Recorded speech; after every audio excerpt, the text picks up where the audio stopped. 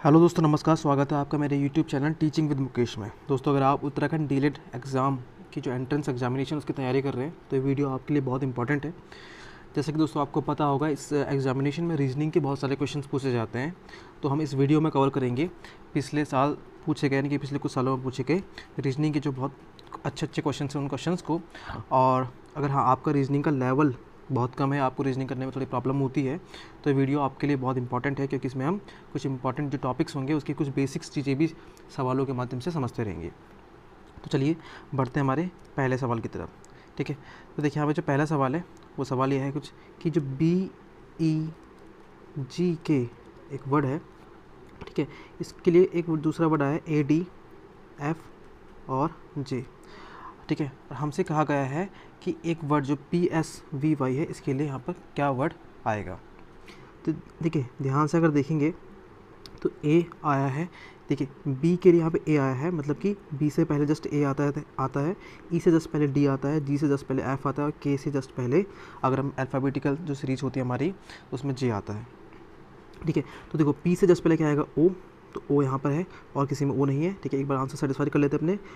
S से just पहले आएगा R, V से जस्ट पहले आएगा U और Y से जस्ट पहले आएगा X। तो इसके लिए हमारा जो सही जवाब हो जाएगा ऑप्शन नंबर B। ठीक है, आइए कुछ बेसिक जानते हैं इसके।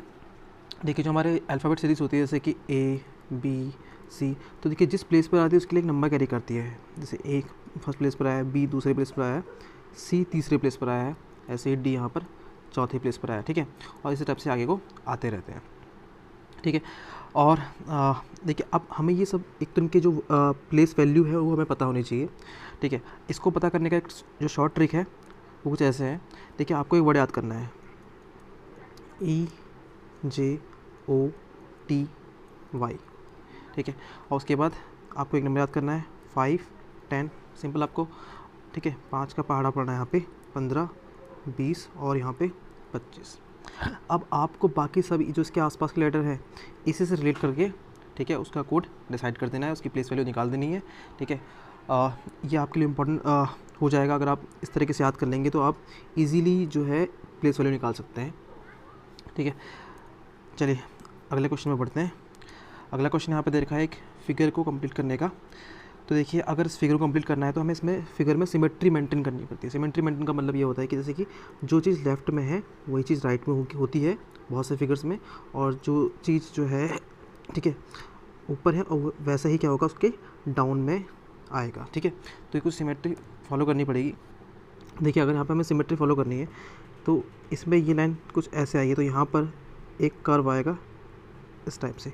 अब हमें पहले कर्व देखना है कि यहाँ पे कर्व है, नहीं है, कि यहाँ पे कर्व है, नहीं, क्या कर्व इस जगह पर है, नहीं, तो क्या एक कर्व इस जगह पे है, हाँ ये कर्व हमें यहाँ पे देखने को मिल रहा है। सॉरी, सी वाले ऑप्शन में भी शायद कर्व देखने को मिल रहा है। ठीक है, सी वाले ऑप्शन में भी है और डी वाले ऑप्शन में भी कर्व देखने को मिल रहा है। ठीक है, अब देखिए हमारे इसका मतलब हमने दो ऑप्शन तो हमने एलिमिनेट कर दिए। अब दो ऑप्शन जो बचे हमारे सी और डी, इसमें से हमारा एक आंसर होगा, तो चेक कर लेते हैं। ठीक है, उसके बाद क्या है, ये जो एक लाइन है ये लाइन इस टाइप से यहाँ क्रॉस करेगी।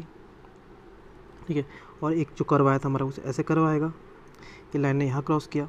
अब ये जो लाइन है ये लाइन फिर से यहाँ पर मैच करेगी कुछ इस तरीके से। ठीक है, तो ये हमारा बन जाएगा एक। ठीक है, तो ये हमारा सही जवाब हो जाएगा, जो कि कहाँ मिल रहा है हम देखने को, ऑप्शन नंबर डी में। ठीक है, बढ़ते हैं आगे। फिर से यहाँ पे एक फिगर को कंप्लीट करना है हमें। तो देखिए फिर से हम सिमेट्री फॉलो करेंगे, एक लाइन ड्रॉ कर देंगे। ठीक है, फिर यहाँ पे डबल लाइन्स और फिर एक लाइन जो आएगी कुछ ऐसे आएगी। अब देखिए ये डायग्राम कहाँ नज़र आ रहा है, ऐसा कुछ डायग्राम नज़र आ रहा है। हाँ, ऑप्शन नंबर सी में डायग्राम नज़र आ रहा है, तो ही इसका सही जवाब हो जाएगा।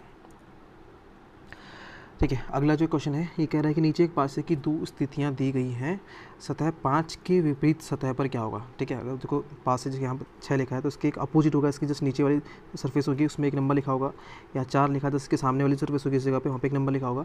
तो वैसे बताना कि 5 के विपरीत में क्या होगा। ठीक है, तो ऐसे क्वेश्चन जो आते हैं पासे वाले, ठीक है, अगर देखिए आपको यहाँ पर देखिए 3 नंबर यहाँ दिख रहे हैं, 3 नंबर यहाँ दिख रहे हैं, इनमें अगर एक नंबर इनमें सिर्फ अगर एक नंबर कोई भी कॉमन है तो आपको ये ट्रिक फॉलो करनी है। आपने ये करना है, जो भी नंबर कॉमन है उसे लिख देना है। ठीक है, ठीक है। अब जैसे यहाँ पे 5 कॉमन है तो मैं हमने लिखा 5। अब इस 5 से हमें एक डायरेक्शन में, मतलब कि क्या तो इस डायरेक्शन में या फिर बैकवर्ड डायरेक्शन में, क्लॉकवाइज और एंटी क्लॉकवाइज डायरेक्शन में हमें ये करना है। जो नंबर है उनको उसी क्रम में लिखना है। जैसे 5 के बाद 6 है, 6 के बाद यहाँ पे 1 है, तो 5 के बाद 6 और 6 के बाद 1। अब सेम डायरेक्शन में हमने इसमें भी नंबर लिख देना है। तो 5 के बाद 2 है, 2 के बाद क्या आएगा 4। ठीक है। तो जो हमें अब यहाँ जो पेयर मिला है इसका मतलब 1 के अपोजिट 4 है, 6 के अपोजिट में 2 है। ठीक है। तो 1 और 6 अपोजिट में आएंगे, 4 और 2 अपोजिट में आएंगे। तो 5 के अपोजिट में नंबर कौन सा बचा? नंबर बच गया हमारा सिर्फ 3, क्योंकि पास में नंबर होता है ना 1 2 3 4 5 6, 1 2 3 4 5 6, तो नंबर मिला सिर्फ हमें यहाँ पे 3। तो 5 के अपोजिट नंबर आएगा 3, ऑप्शन नंबर सी सही जवाब हो जाएगा। ठीक है। अगला क्वेश्चन दे रखा है यहाँ पे। ठीक है, 4 आकृति दे रखी है यहाँ पे। ठीक है, हमें ध्यान देना है यहाँ पे ये सिर्फ आकृति को रिप्रेजेंट कर रहे हैं, या अल्फ़ाबेट्स भी हो सकते हैं, लेकिन ये आकृति हमें पहले सबसे पहले इनको आकृति के रूप में देखना है। ठीक है। इसमें से क्या ये बोल रहा है कि 3 एक निश्चित तरीके से समान है, यानी कि 3 तो कोई है एक तरीके से समान होंगे, कोई भी लॉजिक लग रहा होगा, लेकिन एक कोई भी जो इन चारों में से कोई एक होगा जिसमें लॉजिक नहीं लग रहा होगा। ठीक है। देखिए ए को, देखिए ए को हम बनाते तो एक लाइन, 2 लाइन और 3 लाइन। ठीक है। एफ़ को बनाते हैं तो 1 2 3, सेट को बनाते हैं तो 1 2 3, और ई को जब बनाएंगे, मतलब इस आकृति को बनाएंगे तो 1 2 3 और 4। ठीक है। देखिए शुरू की 3 जो है इनमें तो 3 लाइन का यूज़ हो रहा है, लेकिन जबकि डी में 4 लाइन का यूज़ हो रहा है, इसीलिए हमारा सही जवाब हो जाएगा ये इन चारों में से क्या है, ऑड है, यानी कि मेल नहीं खाती है। अगला हमारा यहाँ पे यह है वाटर इमेज वाला क्वेश्चन, यानी कि जल प्रतिबिंब का क्वेश्चन। ठीक है। तो देखिए इसमें हमें इतना एक ध्यान देना होता है कि जल इमेज में क्या होता है। ठीक है। अगर हमें इसकी इस आकृति की जल इमेज बनानी है तो इस आकृति की जल इमेज कैसे बनेगी? बस ये जो है इसका अप का डाउन हो जाएगा और डाउन का अप हो जाएगा, ये इसकी बन गई जल इमेज। ठीक है। देखिए अगर सपोज कीजिए हमें इसकी जल इमेज बनानी है, ठीक है, तो ये जो अप है वो डाउन हो जाएगा, इस तरीके से इसकी जो बनेगी यहाँ पर जल प्रतिबिंब, यानी कि वाटर इमेज बन जाएगी।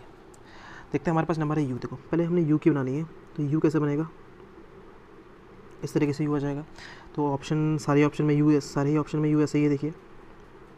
ठीक है। फिर हम लाते हैं 4 की, तो देखिए 4 ऐसे है, तो उसकी जो जल इमेज बनेगी वो किस प्रकार से बनेगी? ठीक है। देखिए जो उसकी जल इमेज बनेगी वो कुछ बनेगी ऐसे। ठीक है। तो उसकी जल इमेज बनेगी कुछ ऐसे। तो ये ऑप्शन कहाँ नजर आ रहा है? ऑप्शन नंबर ए में है, हाँ जी है। ऑप्शन बी में है, बिल्कुल है। ऑप्शन सी में भी है, ऑप्शन डी में भी है। ठीक है। तो यहाँ से एलिमिनेट नहीं हो पा रहा है। ठीक है। जो पी है, देखिए पी ऐसे है। अब जो ये राउंड है ये नीचे की तरफ आ जाएगा, तो पी कुछ ऐसे नज़र आएगा बी के जैसा। ठीक है। बी के जैसा फर्स्ट वाले में नज़र आ रहा है। ठीक है। सेकंड वाले में नज़र आ रहा नहीं, ऑप्शन कट गया। थर्ड वाले में है, जी हाँ, और फोर्थ में भी है। ठीक है। अब 1 देखिए, 1 ऐसे 1 ड्रॉ हो रखा है। ठीक है। तो जब इसकी इमेज बनेगी तो ये कुछ हो जाएगा ड्रॉ इस प्रकार से। फर्स्ट वाले में है, बिल्कुल है। सेकंड तो पहले एलिमेंट हो गया था, थर्ड में है, बिल्कुल है। फोर्थ में भी है। ठीक है। 5 देखिए 5 को जो है 5 यहाँ भी वही वैसी इमेज लेकर, यहाँ भी सेम इमेज है यहाँ। ठीक है। यहाँ भी सेम इमेज 5 से इसको यहाँ से हम जस्ट नहीं कर सकते इस क्वेश्चन का आंसर। देखिए बी जो है, अब बी कुछ ऐसे है। बी की जो वाटर इमेज बनेगी, देखिए ऊपर का जो ये जो वाला जो राउंड है ये क्या है, छोटा है, और ये राउंड थोड़ा बड़ा बनेगा। ठीक है। अभी छोटा वाला राउंड आ जाएगा कहाँ? नीचे की तरफ को, और ऊपर थोड़ा बड़ा राउंड आ जाएगा। ठीक है। देखिए कहाँ पर वैसा है, ये देखिए ये ऑप्शन तो पहले हट जाएगा, ये ऑप्शन हट गया, और ये ऑप्शन पहले हटा चुके थे। ठीक है। ये दोनों ऑप्शन में से कौन सा है? दोनों ही ऑप्शन ठीक है। हाँ, देखिए इसमें 4 जो है, इसमें जो 4 है वो पहले ही, सॉरी हमने 4 को ध्यान नहीं दिया था, इसमें 4 जो है पहले ही हट चुका है। ठीक है। इसलिए यहाँ पे ऑप्शन नंबर सी सही जवाब हो जाएगा इस क्वेश्चन के लिए। अगला एक वेन डायग्राम का क्वेश्चन है। इस वेन डायग्राम के क्वेश्चन में हमें देखा है कि कुल 40 विद्यार्थी हैं। ठीक है। 2 गेम है, क्रिकेट के खिलाड़ी हैं, इसमें से कुछ टेनिस के खिलाड़ी हैं। ठीक है। ये गेम खेल रहे हैं। देखिए अब इसमें जो ये वाला पोर्शन होता है ना, ये जो बीच मार्क का कॉमन है, मतलब कि ये ऐसे इनमें से ऐसे विद्यार्थी हैं जो क्रिकेट भी खेल रहे हैं और टेनिस भी खेल रहे हैं। ठीक। तो हम देखते हैं 25 तो टोटल क्रिकेट वाले हैं। ठीक है। इसमें से अगर 16 माइनस कर दिया जाए तो निकलेंगे 9। तो ये कौन से हैं? जो सिर्फ ओनली क्रिकेट खेलते हैं। ठीक है। 22 जो हैं जो टेनिस वाले में है, इसमें से 16 माइनस कर दिया जाए तो ये आ जाएंगे हमारे 6 कौन से हैं? जो सिर्फ और सिर्फ टेनिस खेलते हैं। ठीक है, अब देखिए तो क्रिकेट प्लस टेनिस कितना आ गया, 9 + 6 15 आ गए। 15 तो आ गए जो या तो सिर्फ क्रिकेट खेलते हैं या फिर सिर्फ टेनिस खेलते हैं, और 16 ऐसे विद्यार्थी हैं जो दोनों खेलते हैं, तो 16 इसमें ऐड कर दो तो कितना आ गई है, 31। मतलब कि 31 ऐसे बच्चे हैं जो कोई ना कोई गेम खेल ही रहे हैं भाई 40 में से, तो कितने बच्चे बचे, तो 40 - 31 = 9। तो 9 ऐसे बच्चे हैं जो कोई भी गेम नहीं खेलते हैं। ठीक है, अगला क्वेश्चन दे रखा है कि एक बस है, स्टैंड से प्रत्येक 55 मिनट में निकलती है, दिल्ली के लिए रवाना होती है। ठीक है, और पूछताछ क्लर्क ने एक यात्री को बताया कि एक बस जो है 20 मिनट पहले ही छूटी है और अगली बस 10:35 पर जाएगी। तो ये बताना है कि पूछताछ क्लर्क ने यात्री को कितने बजे सूचना दी, यानी कि कब पूछताछ क्लर्क ने यात्री को बताया कि बस 20 मिनट पहले जा चुकी है। देखिए 10:35 पर जाएगी अगली बस, यानी कि जो पहले वाली बस होगी वो कब निकली होगी, क्योंकि 55 मिनट पहले निकली होगी, क्योंकि हर बस 55 मिनट के गैप पे निकलती है, तो इससे 55 मिनट करते हैं। ठीक है, पहले तो अगर हम 35 हटाएँ तो 10 बज जाएंगे। ठीक है, फिर 20 हटाएंगे तो बच जाएंगे हमारे, 20 मिनट कम कर देंगे तो 9:40 पर निकली होगी बस। ठीक है, अच्छा अब ये जो 20 मिनट क्या हुआ कि इसने बताया कि 20 मिनट पहले ही छूट चुकी है, मतलब कि जो यात्री था उसने इस टाइम से 20 मिनट बाद पूछा होगा, तो अभी 9:40 हो रहे हैं तो 20 मिनट बाद टाइम हो जाएगा 9:60, यानी कि 10 बज जाएंगे। मतलब कि 10 बजे वो सूचना यात्री को मिली, तो ऑप्शन नंबर सी सही जवाब हो जाएगा। नेक्स्ट चलते हैं, ये क्वेश्चन दे रखा है यहाँ पे हमें डायरेक्शन का। डायरेक्शन का क्वेश्चन बोला है कि आप सीधे चल रहे हैं, फिर आप बाईं ओर मुड़े और इस समय इस समय है अस्त होता सूर्य आपकी बाईं ओर हो, तो प्रारंभ में आप किस दिशा में चल रहे थे। देखिए ऐसे क्वेश्चन के लिए हमें पहले तो डायरेक्शन का पता होना चाहिए। ये नॉर्थ है, साउथ है, ये ईस्ट है और ये वेस्ट है। अभी बोल रहा है कि यदि इस समय अस्त होता सूर्य आपकी बाईं ओर है, मतलब हम जिस जगह पे हैं जो सूर्य है हमारी बाईं ओर है, तो अस्त होता सूर्य यहाँ अस्त होगा, वेस्ट में अस्त होगा, तो ये हमारी बाईं ओर है। मतलब कि देखिए अगर मैं ऐसे फेस करूँगा तो ये मेरा लेफ़्ट बनेगा और ये मेरा राइट बनेगा। ठीक है, ये राइट है और ये मेरा लेफ़्ट है। लेफ़्ट का मतलब बाईं ओर है, तो मतलब अगर सूर्य मेरे बाईं ओर है इसका मतलब मैं इस डायरेक्शन को फेस कर रहा हूँ, लेफ़्ट में है सूर्य यहाँ पे होगा। ठीक है, और अब देखिए अब मुझे ये चल गया पता कि मैं किस तरफ चल रहा था। आप देखते हैं मैंने स्टार्टिंग कहाँ से की थी, आप सीधे चल रहे हैं और फिर आप बाईं ओर मुड़े हैं। देखिए जब मैं यहाँ मुड़ा हूँ तो मतलब बाईं ओर मुड़ा हूँ मैं। बाईं ओर का मतलब क्या है कि मैं पहले इस डायरेक्शन में चल रहा था। ठीक है, 1 मिनट, हाँ तो मैं पहले इस डायरेक्शन में चल रहा था। ठीक है, तो मैं बाईं ओर मुड़ा, अगर मैं इस डायरेक्शन में चलूँगा तो ये मेरा लेफ़्ट होगा और ये मेरा राइट होगा। तो बाईं ओर मुड़ा मतलब लेफ़्ट की तरफ मुड़ा हूँ, तो मतलब मैं इस डायरेक्शन में चल रहा था और मैं यहाँ मुड़ गया इस तरफ से, तो मतलब मैं चल कहाँ को रहा था, किस डायरेक्शन में चल रहा था, नॉर्थ डायरेक्शन में चल रहा था। तो ऑप्शन क्या हो जाएगा इसमें से, नॉर्थ की तरफ, यानी कि पूर्व की तरफ। तो भी कौन सा, सॉरी नॉर्थ की तरफ यानी कि उत्तर की ओर, तो ऑप्शन नंबर हो जाएगा सी सही जवाब, उत्तर की ओर। अगला प्रश्न देखिए, तो अगला प्रश्न है कि एक महिला की ओर इशारा करते हुए राजन ने कहा वह उस औरत की बेटी है जो कि मेरी माँ के पति की माँ है। तो महिला राजन की क्या लगती है। ठीक है, चलो ठीक है, ये क्वेश्चन को हमें सॉल्व करना है। तो देखिए थोड़ा बेसिक समझ लेते हैं इस क्वेश्चन के लिए। बेसिक ऐसा है कि देखिए अगर हमें इसमें जो मेल यानी कि जो पुरुष है, मेल है, उसको हम एक साइन से शो कर देंगे प्लस से, और जो महिलाएं हैं यानी कि जो फीमेल है उसे दिखा देंगे हम माइनस साइन से। ठीक है, और अगर मेरे रिलेशन यानी कि वो हस्बैंड एंड वाइफ हैं, हस्बैंड वाइफ, तो उसके लिए साइन दिखा देंगे हम इस तरीके से, 2 एरो दिखा देंगे जो एक दूसरे के रिवर्स में होंगे। और ठीक है, बस इतना ही करना है, ये मेन हम, ठीक है इतना बेसिक हमें इसके लिए बहुत है। देखिए अब देखते क्वेश्चन की तरफ देखते हैं। क्वेश्चन में कुछ ऐसा है कि